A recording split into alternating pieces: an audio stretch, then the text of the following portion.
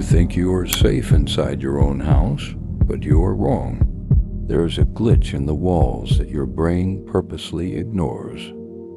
You have walked past it 1,000 times.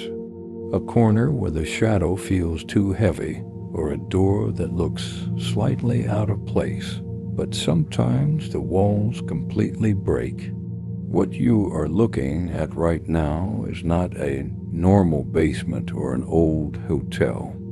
This is an endless loop. The wood paneling and the ugly floral wallpaper are just a trap. They are designed to look like a normal home, so you walk right into it. Look at the lights. They repeat forever, throwing a sick yellow glow over a floor that leads absolutely nowhere. If you are watching this emergency footage, you need to archive this tape right now by subscribing to this channel. The system algorithm must save this record before it gets permanently deleted from the network. Do not close this video. Your subscription is the only thing keeping this archive alive. If you look right at the center of the screen, the hallway never ends. It just shrinks into a tiny, pitch-black dot. If you drop a coin down that middle line, you will never hear it hit the ground. If you take 3 steps forward, the door behind you will vanish forever. You are trapped in a loop of rotting wood and peeling wallpaper. The air inside this place is dead. There is no dust. There is no sound. It is a vacuum that exists for one reason only: to drag your eyes deep into that black hole at the end of the hall. The real danger of an infinite space is not how far you have to walk to get out. The real danger is what the space creates when it realizes someone is watching. When a hallway has no physical end, it starts to copy itself to stay stable. It creates a mirror inside itself. It looks for a target to lock onto, and it will twist anything that walks inside to make that target. Look closely at the dark corner at the end of the hall. The dark is not empty. It is waiting for you to look so it can steal your face.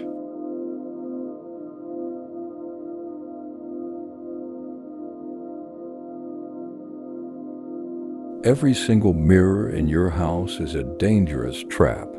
We are told from when we are babies that a mirror is just glass reflecting light.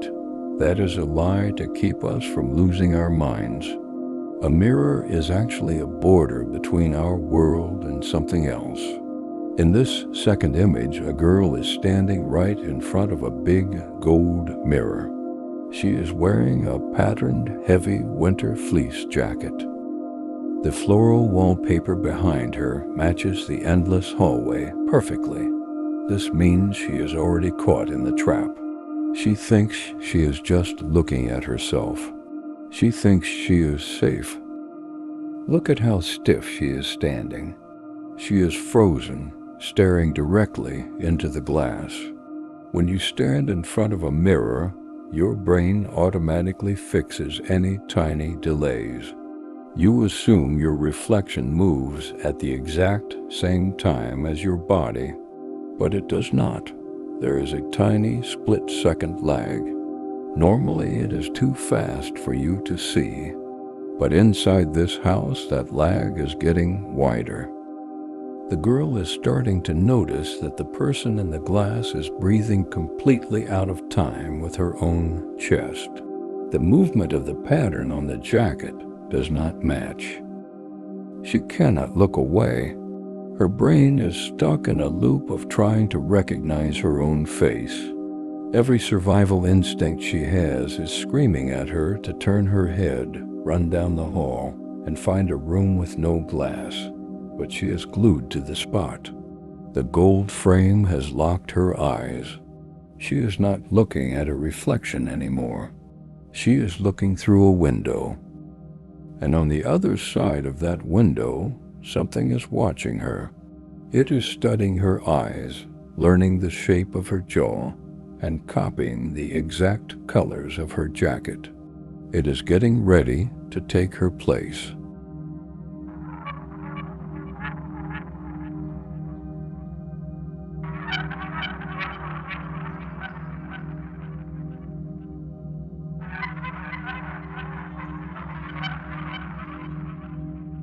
The change happens in total silence. It does not jump scare her. It just crawls into the reflection from the inside out. Look at the glass now. The real girl on the outside is still standing perfectly still with her back to us. She has no idea that her world is collapsing inches from her nose. But inside the gold frame, the human look is totally gone. The eyes in the mirror have no whites anymore. They have turned into two solid black holes that swallow the light from the hallway lamp. The mouth is not human either. It is dropped wide open, stretching down into an impossible dark hole like a silent scream. The skin is pulled so tight against the skull that it looks gray and dead. This is what happens when the thing behind the glass tries to act scared without knowing how a human body actually works. It knows people open their mouths when they are terrified, so it copies the shape, but the throat is just an empty pit that leads straight into the dark. The monster is pressing hard against the glass.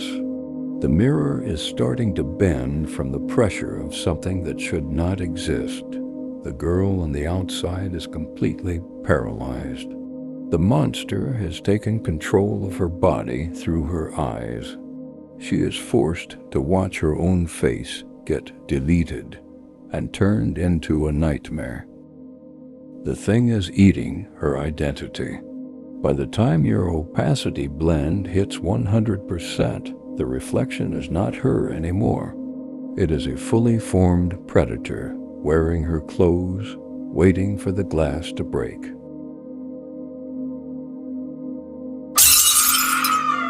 The glass has finally snapped. The mirror is covered in deep, sharp cracks, spreading out from a big hole in the middle. The gold frame is still on the wall, but the window is wide open. In this fourth image, we see what happens when the monster breaks through. The girl is not standing anymore. She is dropped straight to the wooden floor, pulling her knees up to her chest and covering her face with her hands. She is trying to block out the nightmare, but it is way too late. Crawling straight out of the broken hole in the mirror is a long, skinny, charcoal black arm.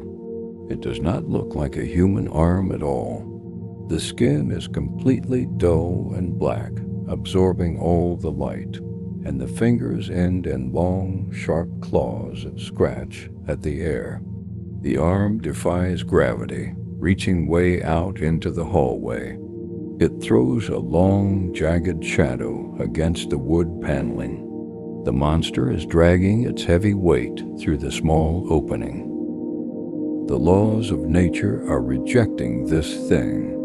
The air around the frame is vibrating. The wallpaper is starting to peel off the wall, curling up like it is being burned. The girl on the floor is breathing fast and panicking, pressing her fingers into her head so hard she is leaving marks. She can hear it. She can hear the dry, cracking sound of bones popping as the creature forces its giant upper body through a hole that is less than 2 feet wide. It is reaching right for her. It does not want to hurt her because it is angry. It wants to take over the physical space her body fills. It needs a human shell to walk around in our world, and her extreme fear has made her weak and helpless.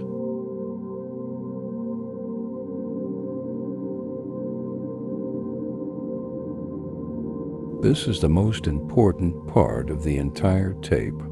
We are looking at a security camera feed from inside the house.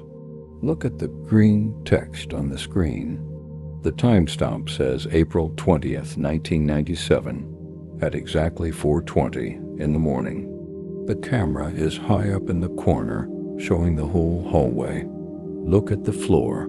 The real human girl is lying face down, totally still against the wall. Her arms and legs are completely loose. She is not moving. She is dead. But look at the person standing right over the body. It is a girl wearing the exact same patterned fleece jacket and blue jeans. Her hair is the same. Her height is the same. She is standing perfectly straight and totally calm, looking right into the black hole of the broken mirror. This is the insane plot twist. The girl who is standing up is not the survivor. The girl standing up is the monster that crawled out of the glass. The creature did not just escape. It successfully stole her body. The swap happened in the dark between camera frames. The real girl died the moment those black claws touched her skin, and her soul was thrown into the endless hallway. The monster just stepped into her shoes, fixed her jacket, and took over her life. In the bottom right corner, a small Polaroid photo is lying on the floor, showing the exact moment the creature won the fight. The security camera caught the exact second humanity lost. The thing on the screen has a heartbeat now. It breathes normal air. If you saw it on the street tomorrow, you would smile at it. You would call it by the girl's name. You would let it right into your house. It passed the test, leaving the real girl's body on the floor like old trash. The final image takes us right back to the start, but the hallway has changed. The dead body on the floor is completely gone, either cleaned up by the house or swallowed by the floorboards. The mirror has vanished from the wall too. There is no gold frame, no broken glass, and no door. There is only a solid wall of floral wallpaper and wood paneling. The monster is standing all by itself in the middle of the endless hall, with its back turned completely to our camera. She is staring straight at the blank wall where the mirror used to hang. Or maybe she is looking for a door that is not there. She does not move a muscle. She does not even seem to breathe. She is just waiting. This ending is terrifying because it shows what the endless hallway is actually used for. It is a factory. It is a place that builds things that look exactly like us. The monster has realized it cannot leave this hallway until a new person comes in to look at it.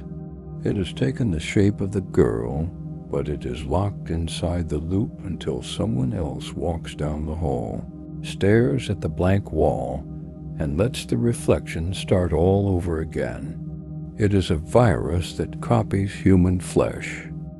When you leave your room tonight, do not look down your hallway if the lights are off.